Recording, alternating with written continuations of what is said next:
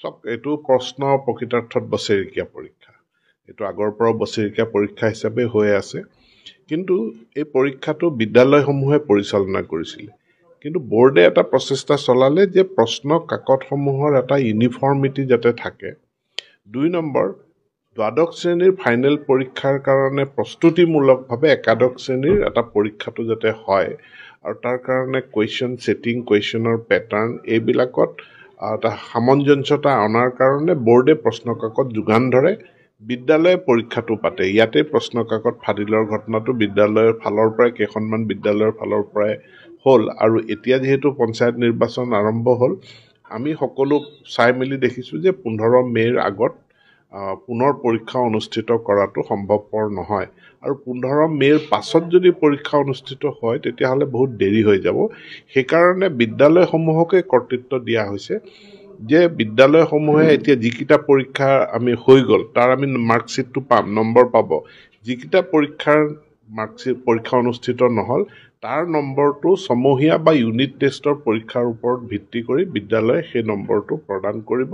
আৰু ছাত্ৰ ছাত্ৰীসকলে তেওঁলোকে দ্বাদশ শ্ৰেণীত এডমিশ্যন ল'ব আৰু সকলোৱে ২৬ত তেওঁলোকে যিটো দ্বাদশ শ্ৰেণীৰ ফাইনেল পৰীক্ষা হয় সেই ফাইনেল পৰীক্ষা দিব পাৰি পঞ্চায়ত নিৰ্বাচন ঘোষণা হৈছে আৰু বিশ্বনাথৰ তিনিওটা সমষ্টিতে আমাৰ নিজা বিধায়ক আছে আৰু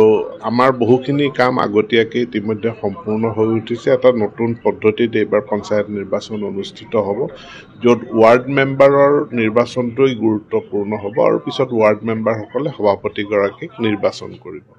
বাকী আঞ্চলিক পঞ্চায়তৰ মেম্বাৰ আৰু জিলা পৰিষদৰ মেম্বাৰ সেইখিনি দলীয়ভাৱে টিকট দিয়া হ'ব সেইকেইটাত এটা বেলেগ ধৰণৰ প্ৰতিদ্বন্দ্বিতা হ'ব আৰু আজি আপোনালোকে দেখিছে ৰাভা হাছং স্বায়ত্তশাসিত পৰিষদৰ ফলাফল গতিকে অসমৰ এতিয়া যিটো পৰিৱেশ পৰিস্থিতি আছে মই ভাবোঁ যে সকলোবিলাক পঞ্চায়ত নিৰ্বাচনতো আমি খুব ৰাভা হাছঙৰ নিচিনাই খুব সুন্দৰ ফলাফল কৰিবলৈ সক্ষম হ'ব নিশ্চিতভাৱে বিশ্বনাথত কি হ'ব একজেক্টলি মই আজিয়ে কৈ নিদিওঁ কিন্তু আমাৰ সকলো নিৰ্দেশনা আছে সকলো ঠাইতে আমি সকলো মিত্ৰ শক্তিক লগত লৈ আমি নিৰ্বাচনটো খেলাৰ কাৰণে চেষ্টা চলাইছোঁ আৰু ফলাফল ভাল হ'ব ফলাফল আমি চুইপ কৰিম ইলেকশ্যন আৰু বিশেষকৈ যিটো ৱাৰ্ড মেম্বাৰৰ পঞ্চায়ত বুলি ক'লে গাঁও পঞ্চায়তটোৱে প্ৰধান আৰু গাঁও পঞ্চায়ত আমি দলীয় টিকেটত নিৰ্বাচন আমি নেখেলোঁ তাৰ মাজত কনচেনচাছ হয় সেইটো বেলেগ কথা